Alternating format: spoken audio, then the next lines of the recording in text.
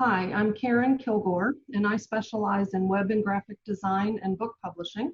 And today I have Simon Zryd with me. He is Denver business coach, and I wanted to do an interview with him and introduce you to him. He is specializing in small businesses, and I think now during this COVID season where we're all working at home, I thought that he would be a really good resource for you.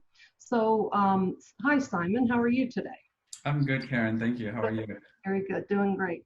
I wanted to ask you first, what is the biggest impact that you're seeing on this stay-at-home order in small businesses that you're working with?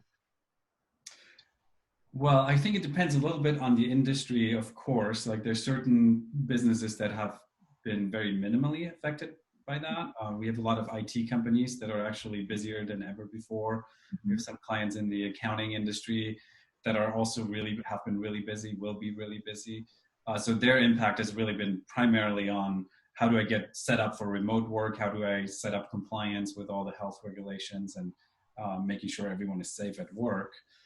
But then we do have a lot of businesses where the main conversation really is about the immediate impact of either their business is directly shut down or they're indirectly affected because their clients' businesses are shut down. And so the main conversation over the last couple of weeks for sure has been trying to figure out cash flow, trying to figure out what is the next couple of months going to look like and how are we going to get through this. And that's individual to each business, I'm assuming, right? There's no standard protocol. No, I mean, there's businesses that are similarly affected, like restaurants or personal services industries that just have to close down and either have no source of revenue or very limited sources of revenue. So that is similar now, where each business is positioned as it relates to how are they going to get through it. That's very unique. You know, there's businesses that have a big cash reserve. There's businesses that have higher profit margins than other, that were able to negotiate better vendor relationships or all of that. So I think the conversations are similar. The implications for each business and how they're able to navigate it, that's definitely highly unique. Mm-hmm. Yeah. So what are some of the specific services you could offer to a small business in that one of those positions? Well, I think the immediate need that at this point, I think most businesses have navigated. If they haven't, then that's definitely something we could focus on, is creating a cash flow projections for like the next 3 months, and then securing whatever funding is available, whether it is through the CARES Act, through the bank, through a business lines of credit. So that's an area that we're consulting in and trying to help see what is in the best interest of the business, midterm and long term. And then I think there are certain businesses that really have the ability to pivot actually pretty quickly, maybe change their business model somewhat and be able to generate some new streams of revenue or expand on existing ones that maybe weren't as developed, but now they can really put some horsepower behind it. And so that's a lot of the work that we're doing right now with our clients, is how can we amplify and really focus on wherever there is the ability for revenue to come in. Mm-hmm. Those are good. Those are great tactics. So if anybody is, kind of struggling, I recommend you call Simon. He can really point you in the right direction, give you some good tools to use. I know a lot of business owners don't have anybody to talk to, so want to highly recommend Simon. He's amazing. So what's the biggest thing that's happened for you this month personally in your business and working from home? Yeah. I think for sure, obviously the impact of this entire situation, which is multifaceted in many ways. So that's definitely been the biggest thing. I think one thing that's been actually very good for us to see is the clients that we have worked with for a period of time really are much better positioned to go into this period of time than a lot of the other business owners that we see out there, because we've been really focused on fundamentals. Like we always work with our businesses, our end goal is to create a business that the owner loves to be working in and that is sellable, which usually means that there's a lot of fundamentals that are in place, like good cash flow, good procedures, good recurring revenue models. And so those businesses that have that in place are exponentially better positioned.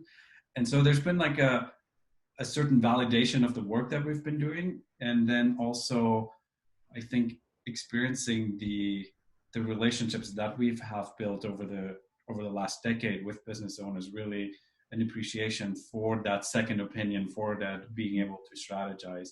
Mm-hmm. So we've been in a lot of conversations, even with business owners that weren't clients of ours, but that we've been in touch with over the last decade or so.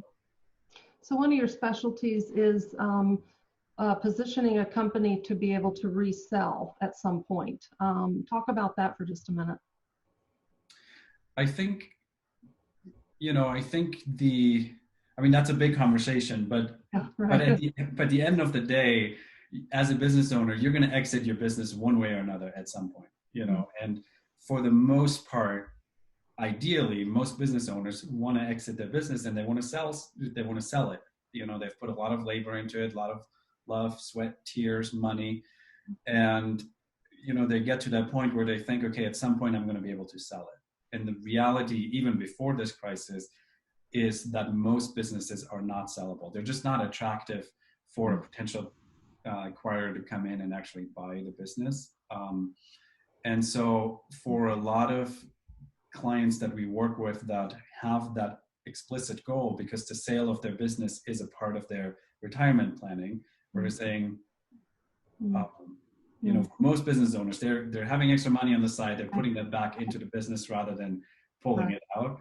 So it is something that's really important for the retirement planning. But if it's not, you don't have that money until you're actually able to sell the business. And that's when most business owners are, unfortunately, waking up to the reality that my business is not sellable in the first place, or is not worth what I was thinking it was going to be worth. So we're trying to get in ahead of time, ideally like 3 to 5 years before, to really help them understand what makes a business sellable and valuable, and put those strategies in place ahead of time. Great. That's awesome. That's really good. Is there any word of advice you want to leave? Give a business owner right now? Yeah, I think the word of advice right now is a couple things. Slow down. I think there is a massive amount of news out there that is very broad news, like this is what's going to happen to the stock market, this is what's going to happen to the economy. And the reality is that might be on a macro level true, but what's really true for your particular business and your particular circumstance can be completely different. So I think for every business owner to not just get caught up in the general conversation, but to take a step back and really do like even a simple SWOT analysis. What are my strengths? What are my weaknesses? What are the opportunities? What are the threats? But not just go through it, for the sake of going through the exercise, but really spend time with it and ask those questions, take them deeper and deeper. You will see that there is opportunities to innovate your business and to pivot your business that I think is going to be critical. And for business owners that are not going to do that during this period of time, there is no going back to just how things were before. And if that's their strategy, they're going to be left behind. They're just not going to be able to re-enter the market and be able to succeed down the road. So slow down, really look at your specific information and your specific situation, do an analysis, come up with a plan.